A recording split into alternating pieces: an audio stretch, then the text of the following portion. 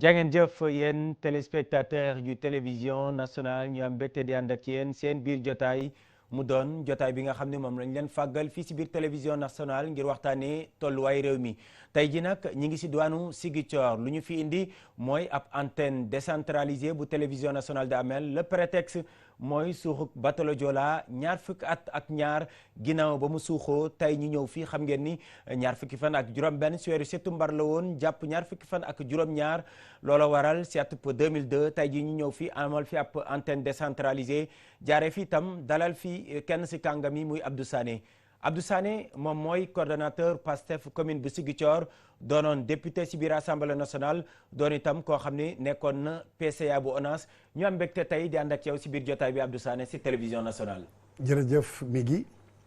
may ma gërëm téléspectateurs yi di ñuy seetaan boole ci délégation bi nga xam ne mi ngi jógee depuis Dakar ci tuuru RTS ñëw ba fii pour mission ñooñu tam ñu leen di dalal jàmm sans compter aussi le personnel local boo xam ne chaîne 4 la ñuy liggéey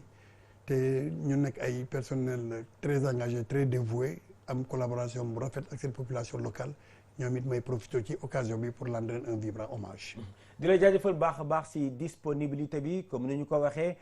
tey muy ñaar fukki fan ak juróom-benn si weeru septembre moom mooy bés bi nga xam ne dañuy fàttaliku suuxu bateau Joola près de 2000 personnes ñoom ñoo ñàkkoon seen i bakkan 22 ans après ñu koy fàttaliku cérémonie officielle bi am na si suba si teewaayu kilifay réew mi njaboot gi itam ña nga fa woon indi nañ seen i doléance am nañ itam tontu yoo xam ni yóbbaale nañ ko 22 ans après lan nga jàpp si suuxu bateau Joola Abdou Sané. voilà problème bateau bi bu muy am ba léegi comme ni nga ko waxee ça fait 22 ans 22 ans bëri na bëriwul chaque année ñuy célébrer anniversaire bi mais xam nga anniversaire par définition célébrer ko ce n'est pas une fin en soi boo koy célébrer am na objectif boo xam ne moom war a viser c'est-à-dire que moment célébration moo waroon nag période d'évaluation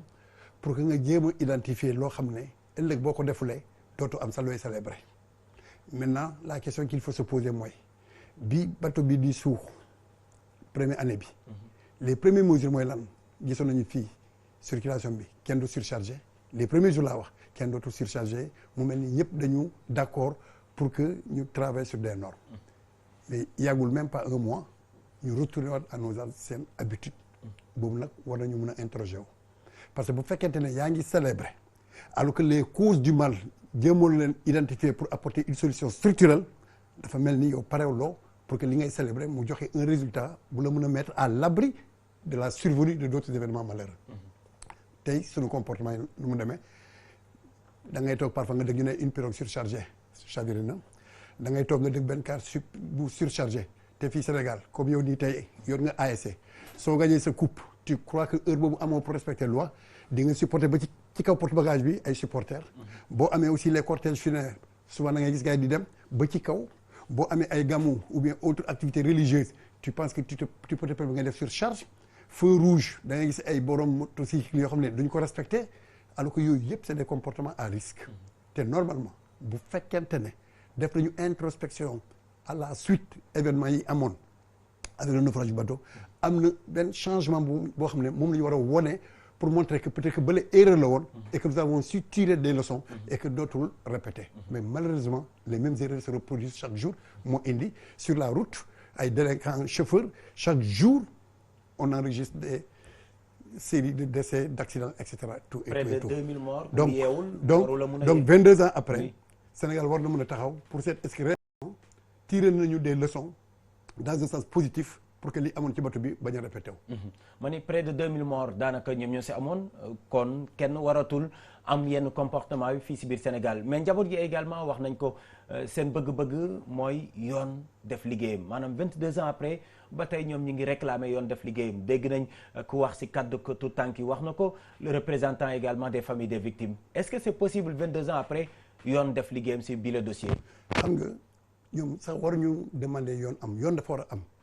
mooy lu ñuy wax en français la gouvernance des risques c'est-à-dire que dañu nekkoon ci pays boo xam ne mal gouvernance dem na ba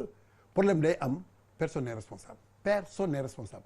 da ngay toog nga dégg ni un mur s'est effondré sur des personnes bilan bi nii la ci période émotion ñëpp yuuxu mais à l'arrivée amul benn information judiciaire amul benn enquête noonu la. Pourquoi? Parce que nous avons tendance ñun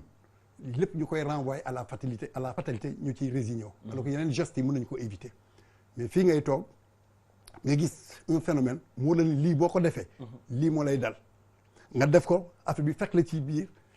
ñu accuser maam yàlla ne ndogal yàlla la. Dieu n'est pas aussi méchant pour que muy jël toujours ay décisions yu aussi yu malheureuses. jëlal même le cas des inondations da lay leer ni yow fi ngay dem dëkk du dëkkuwaay nga dem dëkk foofu inondation fekk la foofu nga yuuxu tu accuses et cetera tout et tout et tout donc ñun tey problème bu ñu mën a le meilleur hommage bu ñu mën a rendre aux 2000 morts mooy wan leen ni li leen dal xam nañu lu tax te ñun duñ ko répéter c'est le meilleur hommage mais bu fekkente ne xam nañu lu tax accident bi am ba pare ñu reproduire les mêmes dafa mel ni on reconduit les mêmes problèmes donc c'est-à-dire que rendre ñu leen hommage. alors ci xew-xew bi tey gis nañ ni jëriñ bi nga xam ne moom la ñu dénk wala armée bi moom moo teewaloon gouvernement bi ak yeneen i naataangoom si ay kàddoom wax na itam place bi nga xam ne gouvernement bu Sénégal jox na ko suuxuk batalo Joola waaye itam diwaanu Casamance. alors yow ngay responsable politique wax naa ko sànq njiital parti Pastef nga si commune bi Ziguinchor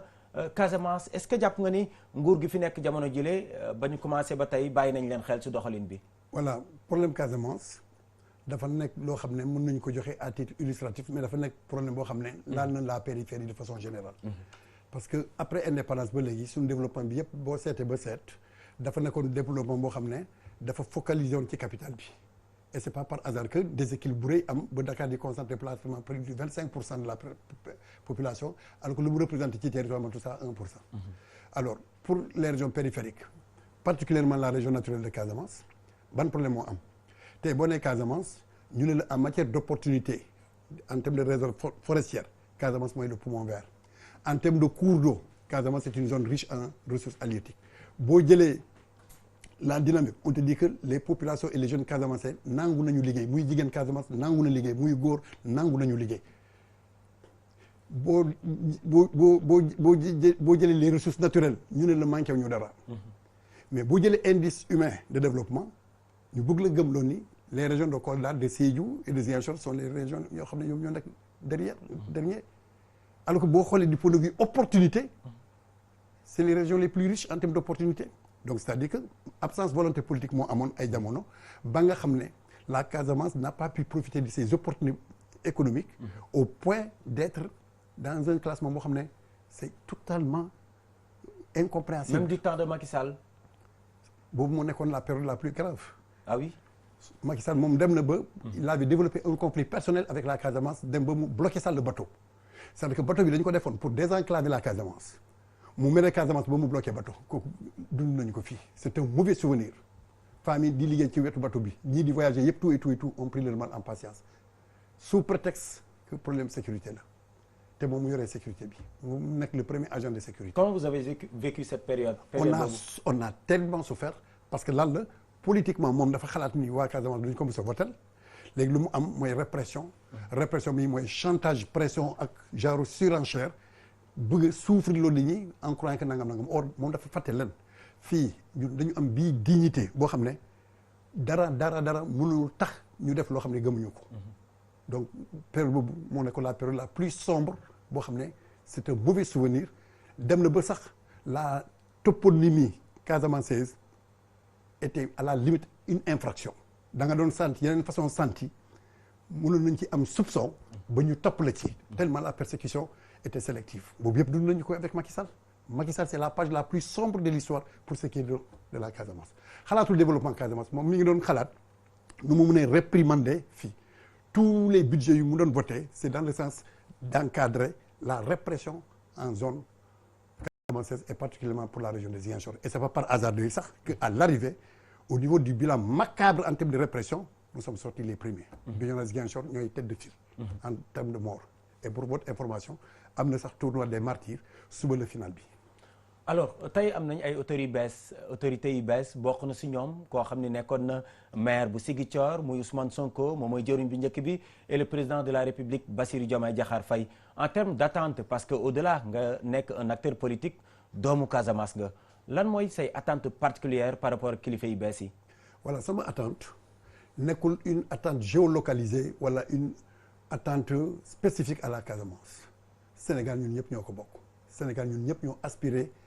au bien-être Sénégal ñun ñëpp a yem en droit comme ñun ñoo war a yem en devoir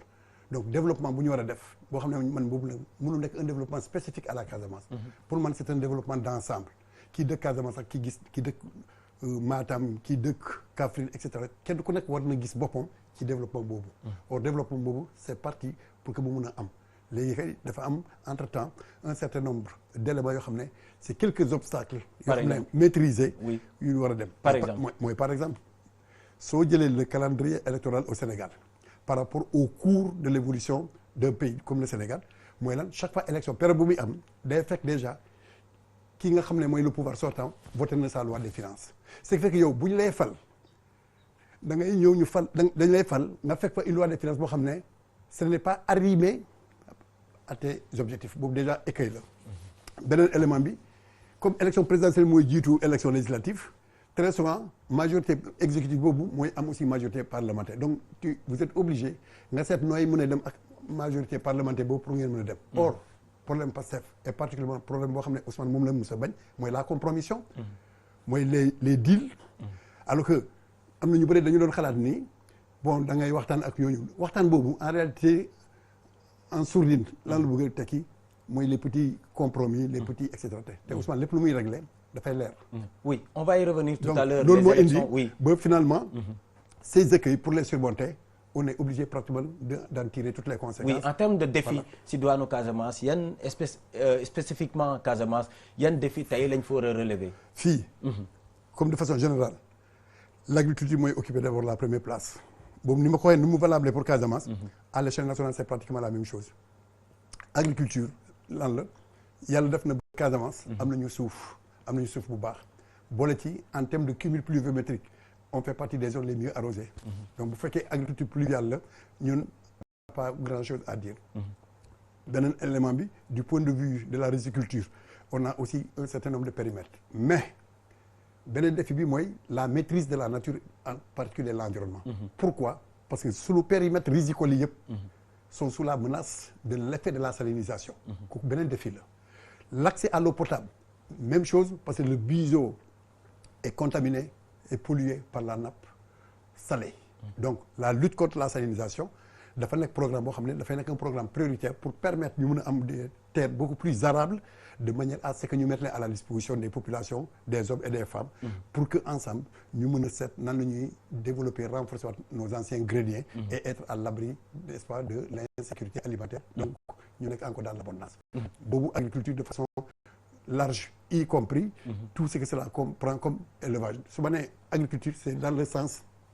large du terme. maintenant il y a l'agriculture dans le sens structure sensus et il y a aussi l'exploitation forestière tey war nañu relancer waat la politique de reforestation si yeneen espèces yoo xam ne ñu ngi commencer à disparaître en Casamance. du fait du braconnage surtout à la limite de la frontière avec un certain nombre de pays limitrophes. donc yooyu ce sont autant de défis yoo xam ne war nañu ko mën a kii pour am l'équilibre écologique. nga xam ne moom mooy nekk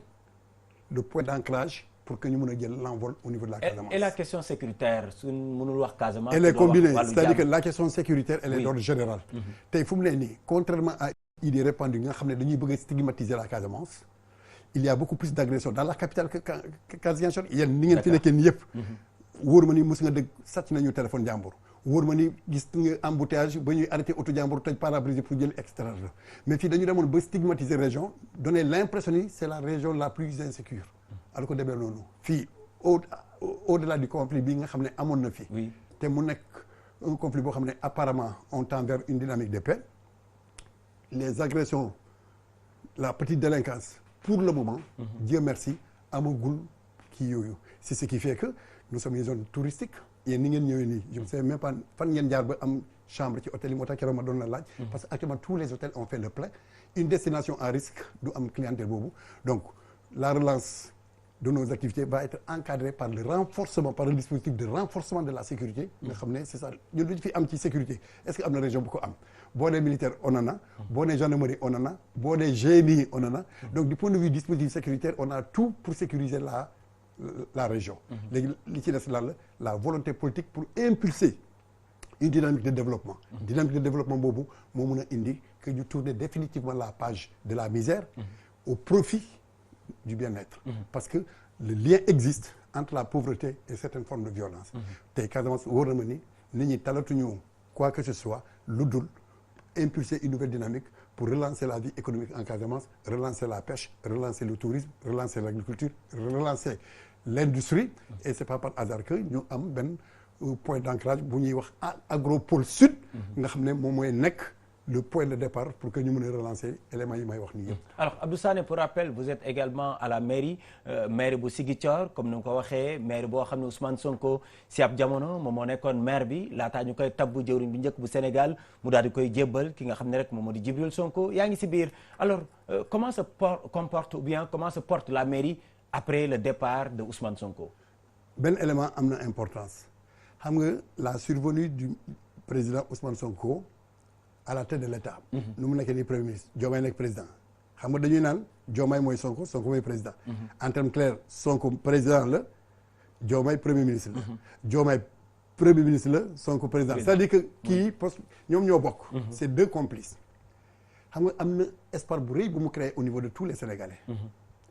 am na attente bu rëy bu mu créé au niveau de tous les Sénégalais. mais ñun Ziguinchor on était déjà en avance parce que déjà en 2022. oui bi gars yi fallait Ousmane Sonko comme maire. ça a été déjà un moment fort une ère qui rassurait les Casamançais ñun ci la ñu commencé déjà am espoir c'est-à-dire que ñun 2022 déjà espoir bi naître na fi avant maintenant. muy doon premier ministre muy nekk déedéet avant que 2024 mu ñëw nekk un mouvement national. parce que il était maire de Ziguinchor.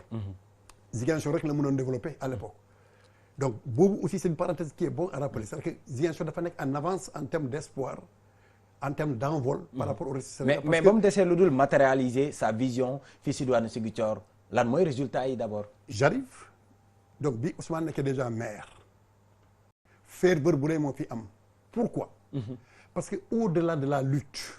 pour le développement le premier développement il est immatériel c'est dans la tête. Ousmane Sonko dafa ñëw les premiers jalons yi mu posé lors de la première délibération c'était quoi décoloniser les esprits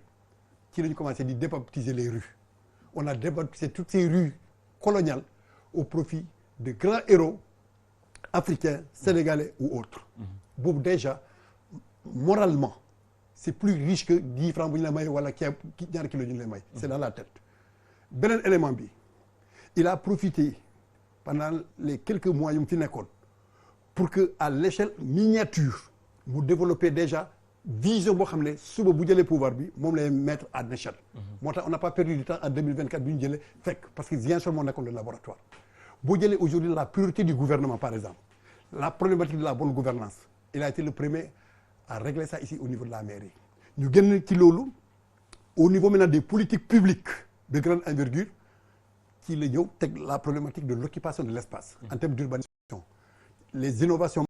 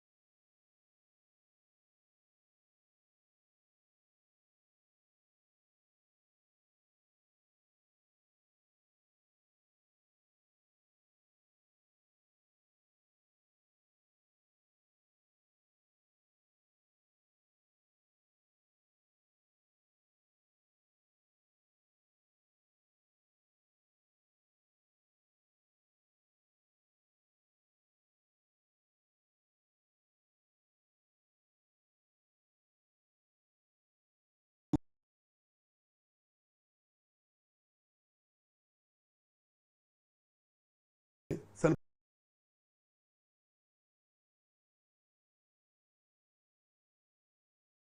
ñoom war nañu mën a innover ba nga xam ne le développement des territoires est possible et c'est à partir de là que la ñu mën a am lu ñuy wax un développement durable. Donc innovation yooyu ñoo gën a dëgër que ku lay may léegi ni ceeb nga lekk après à 16 heures nga dépendre ci quoi que ce soit. mu développer aussi lu ñuy wax le civisme fiscal. Le civisme fiscal ñun ñoo toog fii Ziguinchor ay nit yoo xam ne toog nañu ay at mosuñu fay impôt ñoom ñoo jóg ñëwal seen bopp ne ñu ngi ni on se signale pour être à jour de nos impôts. Pourquoi? Parce que dañ ko wóolu. wane na carrément que il a les mains très propres wane na il est intègre wane na ni moom orthodoxie ak éthique il en fait une religion parce que bu njëkk ba gars yi ñàkk wóolu te moo indi ñu xalaat ni ku ñu jox sa xaalis ci impôt dafa mel ni yow la ñuy alimenter mais bi gars yi gisee ni kii loo ko jox ñu ngi koy dugal foo xam ne yéen ñëpp a koy ñëw bokk les gens de façon autonome en toute connaissance de cause ñoom ñoo jógal seen bopp ñëw ba boo xoolee au niveau du volume financier dans le cadre du recouvrement on est passé du simple à 30% en un temps record nga gën ci loolu en termes de célérité dans l'octroi des papiers de l'état civil c'est pas vrai que il y accorde beaucoup d'importance d'ailleurs les semaines à venir war na convoquer un conseil interministériel sur l'état civil rapidement il a mis des mécanismes nga xam ne fii dootoo traîner sur un papier non seulement doo traîner sur papier mais il fallait sécuriser le système ba nga xam ne aujourd'hui Ziguinchor est cité en référence en matière donc d'état civil. La question de l'emploi et cetera tout li ñuy def ni aujourd'hui au niveau national théorisé woon nañu ko fii déjà au niveau local. Donc fii il n'a pas perdu de temps dafa def de sa victoire à la mairie un laboratoire en miniature mu def une esquisse des différentes formes de politique de développement bi mu jëlee pouvoir bi il n'a pas perdu un seul jour le lendemain il a mis ça en place. Alors legs boobu nga xam ni mën nañ ko tuddee legs bu mu fi bàyyi en un temps record suñ la déggee ngay wax est-ce que sauvegarde nañ ko bu baax a baax. tey xam nga Ousmane Sonko. leen am na lu ko yàlla may mayuma ko mayu la ko certainement. On ne peut pas se mesurer à Ousmane Sonko man bokk naa ci ñi nga xam ne damay naan toujours on ne remplace pas Ousmane Sonko on lui succède bokkul on lui succède ne veut pas dire que remplace nga ko. ma jox la benn exemple. oui fii Ziguinchor ñun bu ñuy ñëw dañu fekkoon pour les opérations pré-hivernales de lutte contre les inondations ay 80 millions de gars yi doon fay ay entreprises pour ñu def ay curage Ousmane Sonko ñëw génnewul dërëm sa crédibilité et son rayonnement plus son charisme tout court mobiliser nañ les volontaires au point que on l'a fait gratuitement et à l'époque xaalis boo xam ne moom la gars yi doon pour fay entreprise ci lañ trouvé que am na feneen fu ñu mënoon dugal donc xam nga ni boobu innovation bu mag la donc ci la développé l'esprit du civisme et on a eu donc à mettre en place une équipe boo xam ne ça engage les communautés hommes femmes jeunes qui se sont engagés dans le désintéressement total à accompagner toutes les politiques publiques locales donc boobu tam innovation majeure la alors Ousmane dem na mais ses idées sont là yàlla def Ousmane demul en réalité parce que Ousmane dafa nekk à un niveau boo xam ne permettre na ko aujourd'hui bu mun a am ay indicateurs de performance ci lu mu bay mais après tout mais amatul jot bi pour bàyyi moo la ëppale jot Ousmane moo la ëppale jot pas pour jog Ousmane oui je fais partie de ses principaux collaborateurs ay samedi da ngay ñëw mairie ba 23h on était toujours sur place et actuellement Ousmane dafa dimanche on parle présentement de Ousmane Sonko amul jot parce que il se consacre au Sénégal oui te boo nee au Sénégal Ziguinchor en fait partie donc il suit de près il impulse il conseille il oriente il aide il soutient il avise donc nous ne sommes pas orphelins Ousmane moo xam lu mu fi bay Ousmane xam na fu mu bëgg a yóbbu Ziguinchor mu nekk benn station boo xam ne léegi la gën a am même les moyens de sa politique fais-nous confiance li ngay wax son léegi dinañ ko promouvoir au point que moom ci boppam bu toogee dina xam ni ay nit yu baax la bay ci ginnaaw parce que même bu nekkoon tey Dakar Ziguinchor mi ngi marché d'accord avant ñuy génn si Ziguinchor si jafe-jafe yi nga xam ne askan wi dañ ko fiy dund bokk na souvent si wàllu inondation parce que période boobu la ñu toll si yenn si quartier yi daf koy am tëli également gis nañ si ay jafe-jafe ndaxte dugg nañ quartier yi mel ni Santhiaba Belfort jafe-jafe yooyu la ñu fa nemmeeku est-ce que la commune am na ay programmes yoo xam ne teg na ko pour répondre si préoccupation askan wi foofu. bon en matière d'inondation oui liggéey naa ci de trop. oui en tant qu'environnementaliste. Alors le coût des inondations n'est pas à la portée d'une commune. ko boo buggee wax langage de vérité. c'est ça loolu moo indi du point de vue des interventions c'est le niveau central mooy intervenir du tey am na inondation Touba. commune bu Touba moo ñu ëppale budget non kan moo fay intervenir au moment où c'est pas l'office national de l'assainissement avec le ministère. Kaolack am na inondation non Kër Massar Dakar tout ça am na inondation non ñan ñoo fay intervenir lorsqu'on a parlé du plan décennal de lutte contre les inondations est-ce que c'est un budget de la mairie c'est parce que inondation dañu dem ba tollu à un niveau boo xam ne dépasser la responsabilité des collectivités locales. collectivités locales lu ñu leen sant mooy le peu de moyens bu ñu am balaa hivernage bi di ñëw ñu procéder à des curages de caniveaux et cetera te même boobu am na maire yoo xam ne attan nañu ko. donc ñun suñu inondation c'est des inondations yoo xam ne c'est facile à contenir zone boobu ngay wax noonu ça correspond au nord ouest jëlee ko noonu ba un peu au nord est. ça va donc des quartiers de Colobane Goumel Djibok Santhiaba Belfort et un peu Kandé et cetera. donc lan la c'est des zones qui d'un point de vue de la géomorphologie correspondent à des zones imperméables. donc la capacité d'infiltration est pratiquement nulle. ndox mi day kii nii et c'est des zones marécageuses yoo xam ne argile moo fa nekk conséquence ndox mi day taax. et ça c'est une conséquence qui résulte de l'absence d'un plan directeur d'urbanisme couplé à l'absence d'un plan directeur d'assainissement. yooyu ça fait partie aujourd'hui même des priorités du nouveau gouvernement pour redresser la situation. ci dëkk am na lu ñuy wax par exemple au niveau de la commune lu ñuy wax plan d'urbanisme de détail. ça fait 30 ans Ziguinchor amu ko mais boo ko amulee inondation bu la dabulee nga xam ne yàlla mi ngi ak yow. donc nous sommes rattrapés par ça tous les outils de planification urbaine laa la wax amul benn boo xam ne mettre nañu ko fii en œuvre parce que lan la ñi yoroon urbanisme fii ils ont défini urbanisme en termes de lotissement am loo jaay loo noos alors que l'urbanisme c'est plus noble que ça là et de façon générale fi ngay dégg nii ay Touba yëkkati yëpp l'échec en matière d'urbanisme mooy la cause principale moo tax même ci innovation lu ñuy wax la vraie prévention ci innovation ça dépend d'abord de l'urbanisme su fekkee outil planification urbaine mettre nañ ko en œuvre ça facilite la mise en place d'un plan directeur d'assainissement boo amee un plan directeur d'assainissement ça permet yeneen outils secondaires d'urbanisme tels que les plans d'urbanisme de détail nga mën les réaliser et vous êtes à l'abri des inondations ñëpp xam nañu moo war a def mais dans le cadre de la malgouvernance et de l'opacité dans la gestion foncière les gens ont fait tout sauf de l'urbanisme et on est rattrapé aujourd'hui par ça nous on en paie les pots cassés mais loolu mënul tax ñu décourager ñu ngi jéem a seet comment apporter des correctifs parmi ces correctifs fu mu ne ni un quartier déshérité comme Néma 2 il y a un projet de restructuration boo xam ne ñu ngi koy def en rapport avec le ministère de l'urbanisme et pour les autres quartiers on est en train de relancer des procédures pour procéder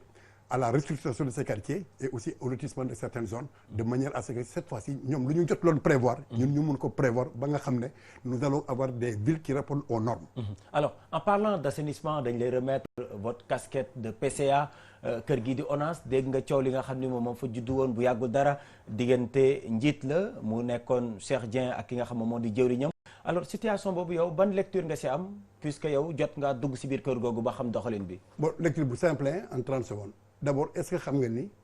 les deux sont tous des amis à moi ñaar ñi yëpp samay xarit la ñu Cheikh Dieng c'est un ami personnel Cheikh Dieng c'est un ami personnel et un frère ñaar ñi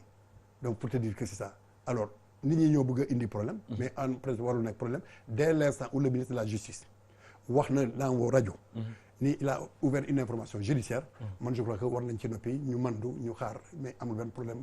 aussi grave que ça lu gën a am solo aujourd'hui nañu jéem a seet lan moo mun a indi ñu mun a déggoo pour faire face aux inondations moo gën que ñu nekk fi di ŋaayoo au point d'être rattrapé par les inondations il faut avoir donc une attitude positive boobu mooy lan nañu tourner cette page là en attendant am na ñu ko xam ñoo xam ne loolu mooy seen liggéey ils vont s'en occuper mais pour le moment l'office national de l'assainissement mi ngi dox le ministère de l'assainissement mi ngi dox mu am loo xam ne ça s'appelle les ressources nous sommes un pays sous-développé on est limité au niveau des ressources ce n'est pas gênant de reconnaître que def nañu lu ñu mën malgré le fait que un certain nombre d'aléas persistent tels que inondation. Alors l'actualité c'est également la situation du pays qui a été faite par le gouvernement du Sénégal ak ki nga xam ne moom moo di Ousmane Sonko di jëwriñ bi njëkk bi ak ñeent say jëwriñam doon janoo ak tasut xibaar yi dégg nga situation bi nga xam ni décrire nañ ko en termes de finance en termes de mal gouvernance bi nga xam ne moom la doon wax dem na sax ba ni ñi fi nekkoon ay jëwriñ yu dénkoon wàllu koppar gi Moustapha Ba Amadou Ba ki nga xam ne itam moom moo di Abdoulaye Daouda Diallo ba si njiitu réew mi Macky Sall mi fi nekkoon yoon dina def liggéeyam ci yooyu le dossier situation bi ñu décrire tey yow naka nga ko gisee. mais situation boobu même bu ñu ko décrire yow mii tey boo amoon doom buy def CE2 mu décrire ko te bu ko décrire gàcce fekk la ci ñëpp xam nañu ni demoon na ba ñu ériger en valeur la malgouvernance tey yow boo buggee nekk héros au Sénégal ci régime yële passé il faut montrer que yëfu délinquance financière ay nga ci dañ lay citer en référence et à l'époque demoon na ba yow tey bu ñu lay nommé ci benn affaire li ngay xool mooy pas les défis à relever mais yaa ngi seet ci koppoor fi ngay jëm lan nga ci mën a am moo indi gars yi di lay féliciter sa kër tànn beer sax mooy am jour bu ñu lay nommé parce que ku nekk dem na ba boo bayee boo ne da nga def yeneen rigueur yi say bokk yooyu ñu ne yaa ñàkk fulle sa morom yi jaar fii yëpp fii la ñu profité ba am nañu lii am nañu lii am nañu lii parce que lan la c'était le cadre de l'impunité dafa lu la neex te dara lu la ci fekk conséquence ñoom ñu fàtte ni la roue là elle bouge elle tourne et que li valable tey mun na bañ a am ensuite on est dans un monde de plus en plus exigeant la bonne gouvernance est devenue une réalité avec la prolifération et les opportunités qu'offrent les réseaux sociaux mënatoo nëbbu dara tout pratiquement est maîtrisé et connu alors même au niveau de nos partenaires internationaux dem nañu ba ñu rendre compte que ñoom au départ ay complices la ñu woon di permettre ay nit di am des comptes secrets yooyu yëpp arrangé wul kenn tout le monde a commencé à coopérer au point que un certain nombre de dispositifs législatifs et réglementaires ont été pris pour que éventuellement ñu mën a kii nii moom ci boppam Macky Sall bu mu ñëwee ni dafa enterré CREI def OFNAC avant moom ñoom Abdou Diouf ñoo créé ay CREI ñu ñëw tey tombé avec une nouvelle génération boo xam ne ñoom ils joignent la parole à l'acte parce que ñëlee dañ ko doon def vœu pieux pour campagne ñii ñu wane carrément ni caaxaan mais lan moo ñu wóor nu alors duñu dellu foofu par exemple comme ni nga ko waxee 2012 le président Macky Sall loolu moom mu nekkoon daanaka hymne campagne am tey gis nañ finalité bi lan moo ñu wóor ñu ak ñi fi nekk jamono jile duñu yegg foofu yan garantie yow déglu nga Ousmane non protégé wul kenn man mi di wax ak yow tolérance tey la wax waaw déglu ma waaw moom laa la wax man mi di wax ak yow tey ñu confier ma une gestion ma def lu ma warul def yoon moom may atte c'est terminé c'est pourquoi ñun suñu théoriser soo ñu newoon tey une seule question pour nga xam ñun fan la ñu bëgg a dem on vous dit que on fait de la bonne gouvernance la dorsale de notre politique phrase boobu réglé na yëpp donc man tey su fekkee ne dama bëgg a ànd ak Ousmane bu dee xam naa idée yi xam naa conviction xam naa lu mu gëm xam naa lu mu wax son projet xam naa lu ñuy wax orthodoxie xam naa lu ñuy wax éthique dans la gestion des deniers publics xam naa lu ñuy wax rigueur xam naa lu ñuy wax probité su la wóoree nii xam nga loolu te gëmoo ko soril Ousmane parce que Ousmane sans état d'âme loo xam ne moom moomu ko ñun ñoo ko bokk nga ne yow kese yaa koy jël di nga ko fay ci nii wala ci naa yoon mooy tegu sa kaw et il n'interviendra absolument pas. donc yow Abdou Sané da nga d'accord ci poursuite pénale yi ba si sax Macky Sall mi fi nekkoon. képp koo xam ne yow mi toog nii suñu ma newoon tey am na bêtise booy def nii ak li ma la bëgg yëpp. côté boobu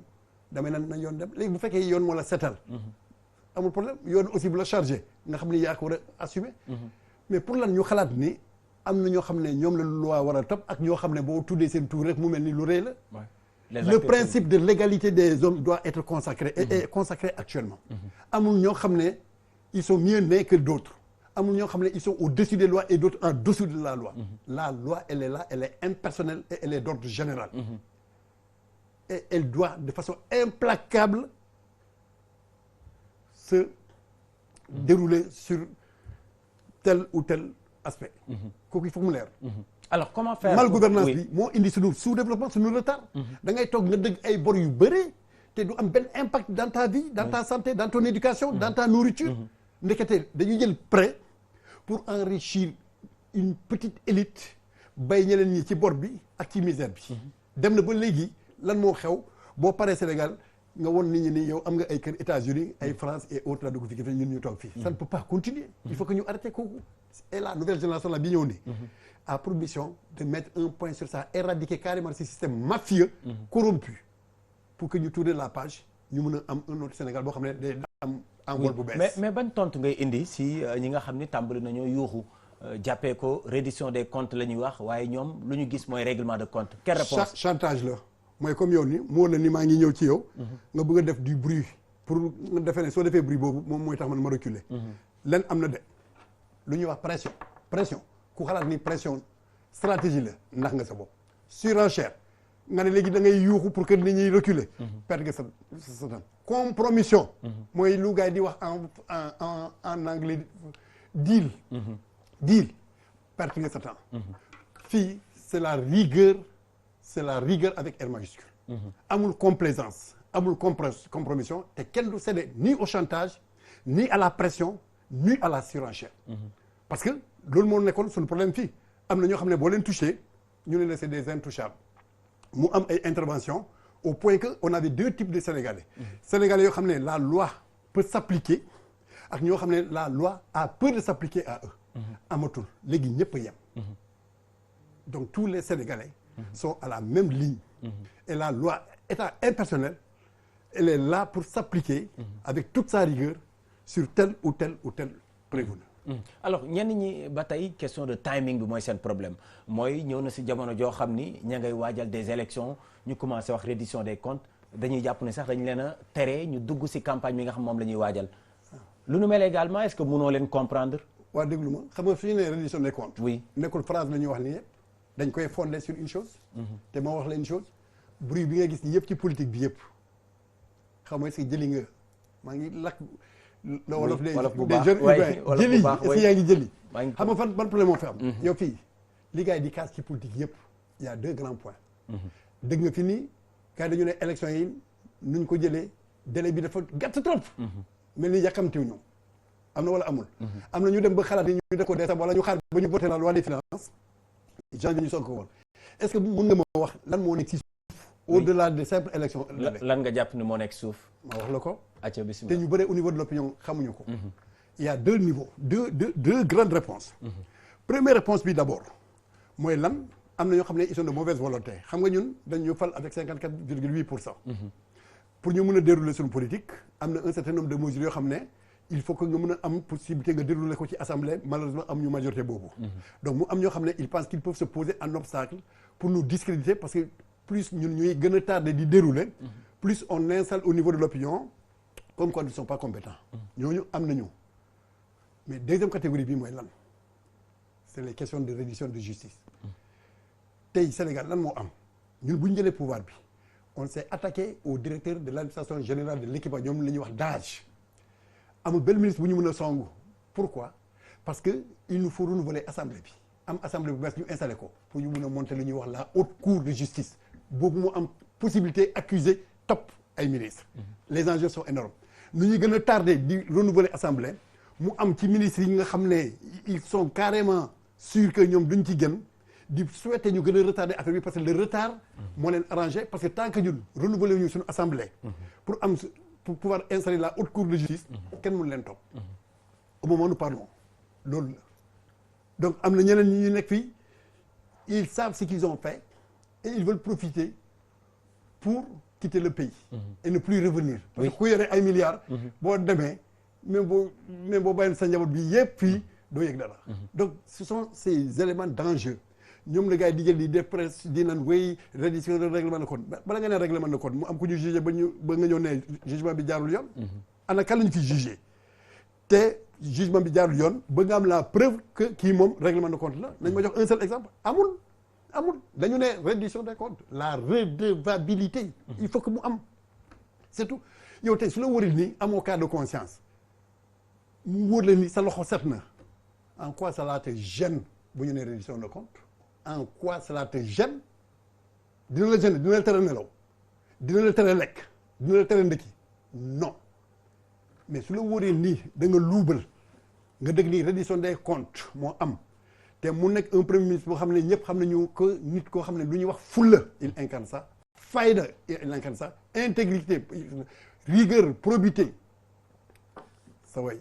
ñooñu nag ñoo nekk di def dans le bruit en croyant que comme autrefois boo defee tuuti bruit rek masla ça ne passe pas. D'accord. Il y a ce qu'on appelle une commission de réception des listes nekkul liste automatiquement jàll na donc foofu am na ay conditions yoo xam ne boo ko remplir même bu dee liste la mën nañu ko bañ a valider donc mieux vaut ñu xaar le recensement définitif ba commission de réception des listes de la direction générale des élections bu ministère intérieur ñëw ne au terme maintenant de la réception voici la liste définitive ci la ñuy soog a xam ñaata ñaata liste ñooy am. Deuxièmement élection yi en réalité élection bi dafa nekk élection boo xam ne élection bu simple bu dee pour ñun. pour yéen Pastef bu simple la. bu simple la. est-ce que gis nga luy xew est-ce que gis nga luy xew jamono ji situation politique bi. pôle yi nga xam ne décrire na Amadou Ba ànd ak parti socialiste. Khalifa Ababacar Sall PUR PDS la famille libérale Thierno Alassane Sall Abdou Mbaye. ay tour ngay cité mais yow sax gëpp xam nga ni c'est des noms yoo xam ne y a absolument pas de contenu may ma s'il te plaît da nga bëgg a def publicité ay nit yoo xam ne ñoom seen bopp sax non déglu ma ñooñu sax tey boo leen tuddoon dañuy reetaan parce que xam nañu carrément ni mënuñu dem écoute boo jëlee ay Amadou Ba puissant premier ministre nekk candidat pour être battu dès le premier tour fii en Afrique opposant bu gagné au premier tour avec la manière 54,8%. Donne-moi un exemple indépendance ba léegi jox ma contexte yi bokkul prétexte yi la fa xew également ñun ñëpp gis nañ ko. tu vois foo bëgg a dem yow finalement je ne te comprends pas foo bëgg a jàpp waxal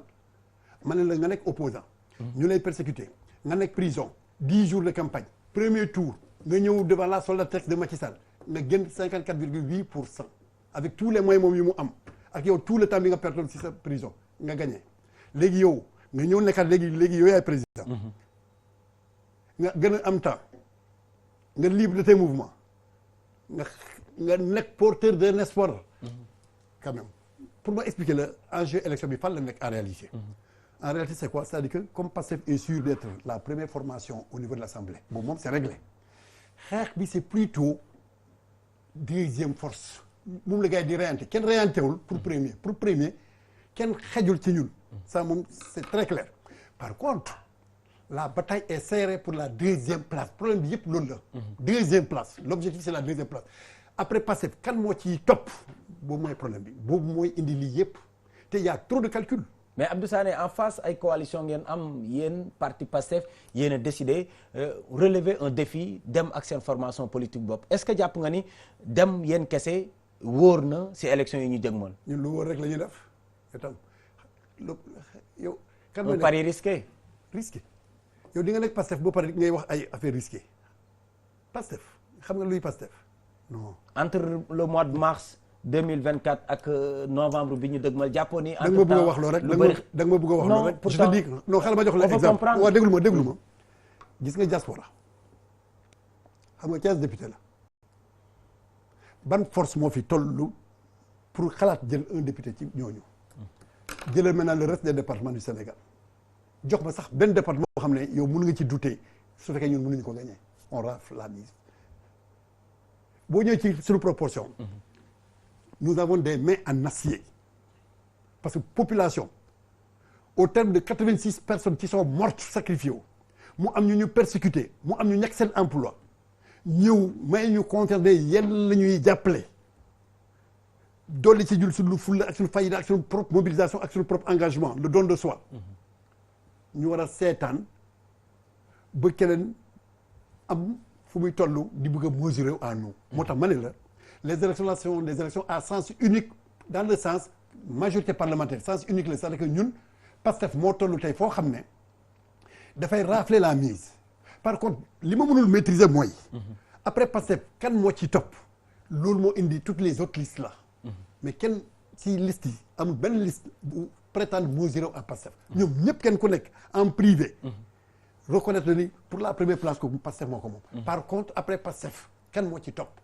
là su ma posé question mu nekk question boo xam ne c'est une question intéressante mais bu fekkee ça on peut laisser ça avec aux analystes mais yow ñu yem si li nga xam moom mooy les faits par rapport ak sa formation politique nous on va créer l'écart Assemblée nationale lan lu bees tey jii ngeen fa bëgg a yóbbu ba Sénégalais yi war a mën a jël seen confiance joxaat leen ko ñun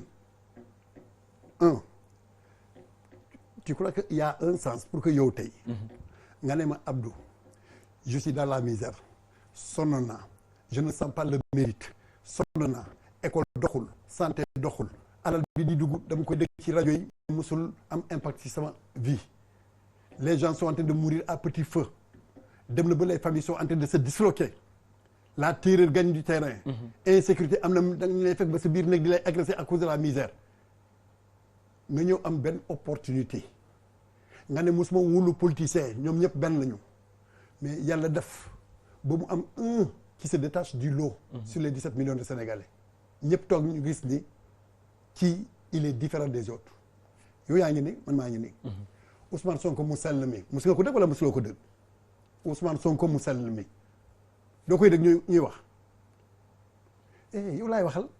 non non il faut nga tontu ma Ousmane Sonko mu sell mi doo koy dégg ñuy wax dama tontu. waaye ñu ngi koy dégg oui. yaa ngi koy dégg. oui. à part Ousmane Sonko. lan la mën a signifier oui ci pour lan la mën a signifier waaw déglu ma Ousmane Sonko mu sell mi. nous sommes 17 millions de Sénégalais à part Ousmane Sonko mu sell mi jox ma beneen tur boo xam ne dëgg nga ñu ngi naan aussi X mu sell mi fii Sénégal nga nekk fii laa nekk. il s'est détaché du lot confiance boobu moo indi. nous n'avons pas le droit à l'erreur et nous allons être à la hauteur moo tax Ousmane Sonko ne leen may leen ma rek ma assainir d'abord après on va dérouler et prendre l'envol kenn ku nekk di nga gis sa bopp ci développement bi donc offre politique ñun bu ñu am offre morale bu ñu am en termes d'incarnation des valeurs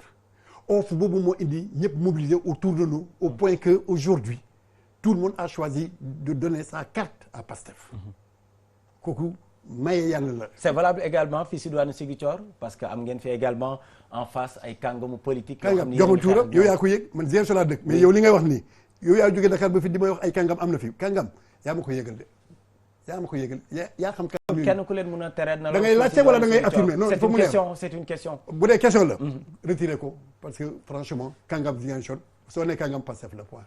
du question nga wax. yemal ci sa question donc maintenant seen titre foncier la c'est clair. non ñun du ñu nekk fi di utiliser des termes vulgaires yu ñu leen kii lu leer ba leer mooy. ñun ñoo fi nekk. d'accord alors en parlant de Ziguinchor fii si commune bi élection yi également yéen a ngi koy waajal comme dans toutes les communes ou bien dans tous les départements gis nañ liste yi nu muy bëree fii également dafa mel ni mbir moom rëccu leen kan lan mooy situation bi actuellement. situation bi c'est loolu la quoi c'est que ñun dafa am ancrage. démocratie dafa dugg ci xel nit ñi ba nga xam ne kenn ku nekk may nañ la possibilité nga mën a exprimer wu sa bëgg-bëgg da nga koy mën a exprimer. mais noonu la ñu amee aussi des cadres de régulation ba nga xam ne à l'arrivée on trouve toujours la meilleure formule. Il y a combien de dossiers de candidature déposés présentement. non xam nga parti c'est une association privée. oui du man maay toog fii pour ne la on a ça et ça et ça. kooku c'est un secret militaire pour ñun. lu gën a am solo mooy lan di nga gis liste bu gën. te doo dëgg ay ŋaayo doo dëgg ay nangam et cetera tout mais toujours est-il que ñun dañuy favoriser la liberté de ton la liberté de choix la liberté de dire je suis candidat une fois qu'on recense tout on trouve des moyens pour réguler pour départager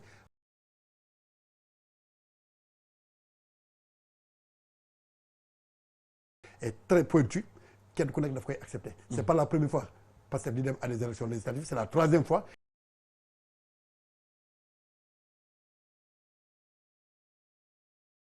et cetera ñun am ñu problème boobu. mais gis nañ par le passé engouement bi bokkul c'est vrai que ni contexte yi différent na tey da ngeen nekk au pouvoir daawuñ ci dégg coow mais gis nañ ni candidature yi bëri na fii si diwaan Ziguinchor même soo waxul. déglu lim bi candidature dafa mës a bëre. oui mais bëre boobu musul nekk obstacle xam nga pourquoi mu bëre. ma ne la on permet à chacun d'exprimer son vœu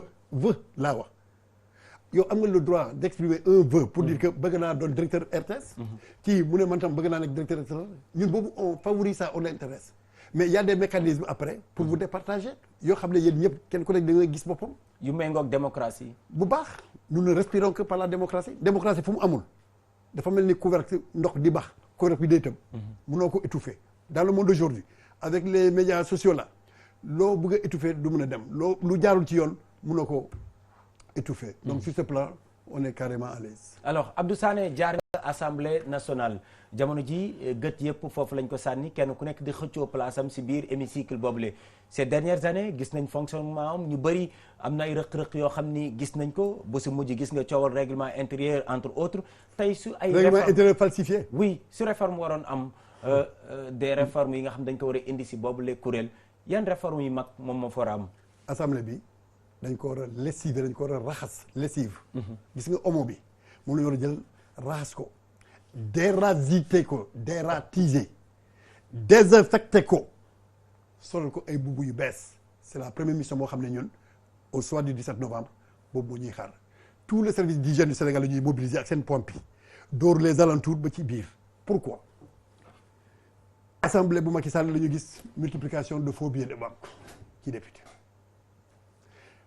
defarkat passeport trafiquant visa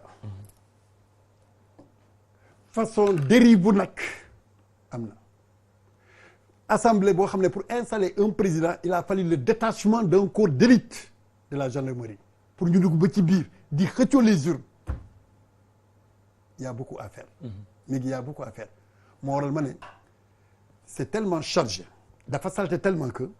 en rapport avec notre ministre de la santé et de l'action sociale dinañ ko gis pour que le service de l'hygiène ñu choisir une journée boo xam ne ñoom ñëpp la ñuy mobiliser. ñëw nettoyer. situation bi dératiser. désinfecter. laver à grande eau. ñu solaat ay mbubb yu bees pour permettre sunu gars yi. ñëw dugg foo xam ne fu sell la comme Ousmane Sonko nu mu nekkee nit ku sell. et c'est en ce moment que des délibérations de qualité vont être prises yow journaliste nga di nga toog nga xam ni caaxaan amatul fii ci Assemblée nationale. parce que lan la c'est le savoir qui gouverne le monde yàlla am na lu mu may waa PASTEF ils savent choisir les hommes qu'il faut à la place qu'il faut. wala le gouvernement bi rek. di nga gis beneen assemblée boo xam ne. yow sax boo toogee di nga regretter lu tax PASTEF yéex a ñëw mais loolu yëpp suñu borom la kenn mënul gën a yàqamti par rapport au destin. alors am na ñoo xam ne yàqamti woon nañ PASTEF ñëw si bopp réew mi muy ndaw ñi. en tout cas ñu bëri si ñoom. mais yooyu la ndaw espoir boobu dafa mel ni yegg si ngeen pouvoir mais taxul espoir boobu. sa xalaat la wala ñoom ñoo la ko. non bàyyi ma moo dem ba à la fin de ma question. d'accord dama ni am na ndaw yoo xam ni amoon nañ ci yéen espoir ba ñu jàpp ni soo leen ñëwee dootuñu jël gaal gi mais tey gis nañ ni bés bu yàlla sàkk gaal yaa ngi fees loolu ban jàngat nga si mën a am. xam nga man façon question yooyu. oui nekkul da nga poser question kii am na aussi li ma war a def comme observation sur sa question. oui. ñu yaakaaroon ça c'est le passé. non dañu am ay jeunes yoo xam ne dañu am yaakaar. ñi ngeeg yaakaar ba tey amul yaakaaroon. d'accord ñi ngeeg yaakaar ba tey yaakaar oui dañu am yaakaar mais ñu ngi jël gaal bi. ensuite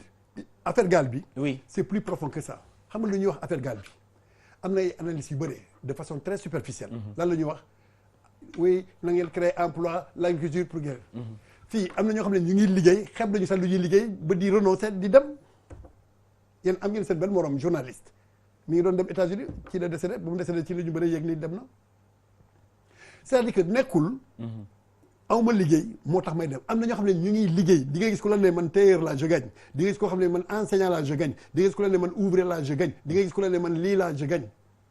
mais dafa am loo xam ne mirage la ci bopp bi la nekk di nga dem ba xeb li nga doon fii di nga dem ba xeb sa am fii en croyant que soo demee fële mooy gën a gaaw mooy gën a kii pour que soo ñëwee fii ñooy borom alal nga ñu mën laa respecter mais loolu boobu c'est dans la tête. oui dañ leen a fal question pour emploi ngeen dindi tey loolu mënoon nga créer fii x emploi mais gars yi lu ñuy liggéey nii yëpp ñu ngi koy épargner pour dem mais dañ leen a donc fal il pour faut ngeen une dindi loolu approche si bopp il ndaw faut une ñi. approche beaucoup plus approfondie des analyses beaucoup plus profondes pour que ñu apporter des solutions structurelles par rapport au phénomène boo xam ne métti la ci ñun ñëpp parce que jeunes yooyu di dem yëpp say rak la ñuy say doom la ñuy samay doom la ñuy samay rak la ñu mais boobu analyse bu profonde la et je sais que PASTEF a les moyens Pour finir. de réduire de façon significative initiative yooyu qui consiste à afficher seen désespoir ngay xeb li nga doon fii nga xeb li nga am fii en croyant que soo demee fële mooy gën on travaillera dans ça et les résultats seront probants. Abdou Sané coordonnateur PASTEF commune bu Ziguinchor RTS ñu ngi lay jaajëfal. maa ngi leen di fay encore une fois di leen di remercier seen directeur général di remercier l'ensemble du personnel. di leen di féliciter aussi pour seen dévouement am na ñoo xam ne kenn leen dëgg c'est les techniciens ils sont dans l'anonymat alors que sans eux li ñuy def nii yëpp kenn du ko dëgg. yaa am na ñoo xam ne c'est les chauffeurs yéen di ngeen liggéey ba ay minuit 1 heure du matin dafa fekk am na chauffeur bu lay xaar pour yóbbu la en toute sécurité chez toi. am na aussi tout autour la sécurité buy gendarme ak d'autres vigiles nga xam ne ñooñu ñëpp fu sécurité am. foofu nga mën a liggéey ak xel bu dal. ñooñu ñëpp ba profiter ci occasion bi pour rendre leen hommage di souhaiter encore une fois que espoir boo xam ne moom le peuple sénégalais teg ci RTS. mu nekk espoir boo xam ne yàlla dina def mu nekk un espoir réel.